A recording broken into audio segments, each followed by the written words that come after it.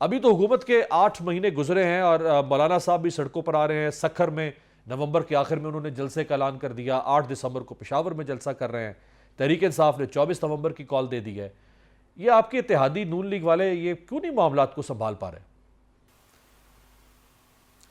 شکریہ امیر عباس. دیکھیں گزارش یہ ہے کہ پولیٹکس میں ہمیشہ ڈائلاگ کو اہمیت دی جاتی ہے اور پاکستان پیپلز پارٹی نے تو ہمیشہ ڈائلاگ پہ بلیو کیا ہے.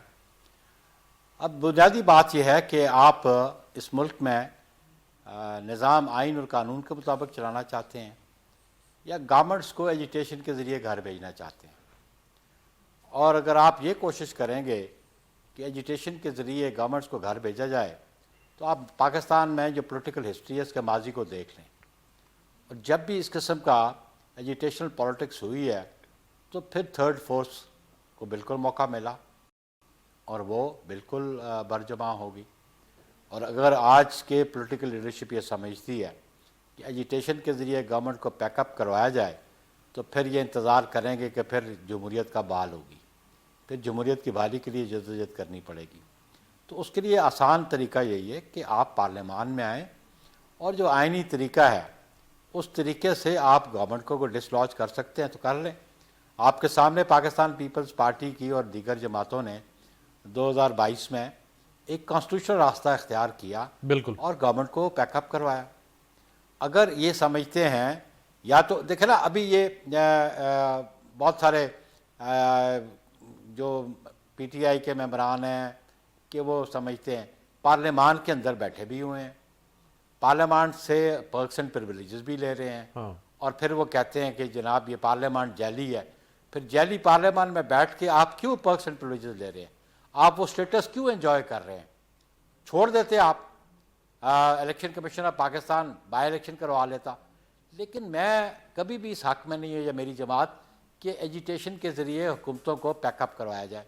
آپ دیکھ لیں اب 2014 کا ہم نے باوجود ہم اپوزیشن میں تھے, میاں نواز شریف کی ابھی گورنمنٹ تھی, تو اس وقت اگر ہم ہاتھ میں لاتے کہ ان کانسٹیٹیوشنل ویز سے یا مین سے گورنمنٹ کو ڈس لاج کیا جاتا تو ہم بھی شریک ہو جاتے. لیکن پاکستان پیپلز پارٹی نے اس وقت بھی پی ایم ایل این کو کہا کہ نہیں, ہم آپ کے ساتھ ہیں, ہم ایجیٹیشن کے ذریعے گورنمنٹس کو دیکھیں نا, ہمارا ماضی دیکھ لیں, ایجیٹیشن کے ذریعے کبھی بھی وہ مقاصد حاصل نہیں ہوئے. اور آپ دیکھیں اس سسٹم کی کنٹینیوٹی میں ہی ہماری بہتری ہے. سسٹم کی کنٹینیوٹی نہیں ہوگی تو پھر آپ کے لیے پھر مسائل پیدا بالکل صحیح ہے بخاری صاحب. لیکن اس میں بخاری صاحب دیکھیں اس میں تو دو رائے نہیں ہے نا کہ سسٹم چلے گا تو ٹھیک ہوگا نا, اگر چلنے ہی نہ دیا جائے تو وہ ٹھیک کہاں سے ہوگا, اصلاح کہاں سے کرے گا. لیکن پھر سوال یہ ہے کہ اگر اسی سسٹم کے کسی فریق کو یا فریقین کو اسی سسٹم سے کچھ مسئلے شکایتیں ہوں تو ان کو شٹ اپ کال دے کر خاموش کروائے رکھنا بھی تو کوئی حل نہیں ہے نا. ان کی گریونسز کو ایڈریس کرنا حکومت ہی کو پرو ایکٹیو ہونا پڑے گا نا.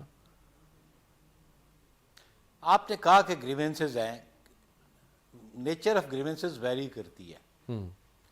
اگر تو کوئی کرمنل کیسز میں انوالو ہو اور وہ سمجھے کہ جی اس کو تھرو ایجیٹیشن ریلیف ملے تو یہ تو مناسب بات نہیں ہے. اگر ریلیف مل جائے تو کورٹس بہت اچھی ہیں, اگر ریلیف نہ ملے تو کورٹس کو برا بھلا کہنا شروع کر دیتے ہیں. سو فار جتنے بھی کیسز میں ان کو ریلیف ملی ہے تو انہوں نے اپریشیٹ کیا, اور جہاں ریلیف نہیں ملتی تو کہتے ہیں جی کورٹس غیر جانبدار نہیں رہیں, ہمیں انصاف نہیں مل رہا. تو یو فیس دا ٹرائلس اور آپ فیس کریں, اور اگر وہ پروسیکیوشن اپنا موقف ثابت نہ کر سکے عدالتوں میں تو ایکویٹل ہو جاتی ہے. اور اگر موقف ریاست جو ہے وہ اسٹیبلش کر لے, پروسیکیوشن اسٹیبلش کرے تو کنوکشن ہو جاتی ہے. لیکن سسٹم ہے, اب دیکھیں نا, اب آپ جرم بھی کر بیٹھے یا جرم کا آپ پہ الزام ہو تو وہ کہاں فیصلہ ہوگا؟ جو جوڈیشل فورم ہے وہیں فیصلہ ہوگا. اس پہ یہ بھی ٹھیک وہیں فیصلہ ہونے دے. پھر آپ یہ بھی بجا فرما رہے ہیں کہ اگر کوئی کسی کرمنل کیس میں انوالو ہے تو اس کو کوئی حق نہیں پہنچتا کہ وہ پریشر ڈال کے یا آرم ٹوسٹنگ کر کے اپنے مقدمات ختم کروائے. لیکن بالکل اسی طرح سے یہ حکومتوں کو بھی تو حق نہیں پہنچتا کہ وہ اپنے سیاسی مخالفین کے خلاف, آپ خود وکٹم رہے سیاسی مقدمات کے بخاری صاحب, آپ کی پارٹی, آپ کی لیڈرشپ, خود پی ایم ایل این کی لیڈرشپ وکٹم رہی پرویز مشرف کے زمانے میں. آج اگر عمران خان کے اوپر 200 کیسز ہیں, ممکن ہے اس میں سے 150 سچے ہوں گے, 50 تو جھوٹے سیاسی کیسز بنائے گئے نا, کم از کم یہ بھی تو خری ہونا چاہیے نا. بالکل آپ درست کہہ رہے ہیں کہ جھوٹے مقدمات بننے نہیں چاہیے، لیکن ایک ہم ٹریڈیشن کیوں نہیں اس کا رواج دیتے کہ جہاں پہ غلط چارج فریم ہوا ہو، جہاں پہ غلط یا بے بنیاد پروسیکیوشن ہوئی ہو، تو پھر ایک بالکل ڈیفیمیشنز کے کیسز کیوں نہیں کیے جاتے؟ بالکل آپ صحیح۔ مجھے بتائیں پاکستان میں کتنے دیکھیں تک آپ ڈیمیجز کے کلیمز کریں گے، اگر آپ ثابت کریں کہ یہ جھوٹا اور بے بنیاد مقدمہ تھا اور آپ کو سول کورٹ سے ریلیف ملے، تو پھر جو ایگزیکٹو کی جو انسٹرومنٹس ہیں وہ بھی اجتناب کریں گے بے بنیاد مقدمات بنانے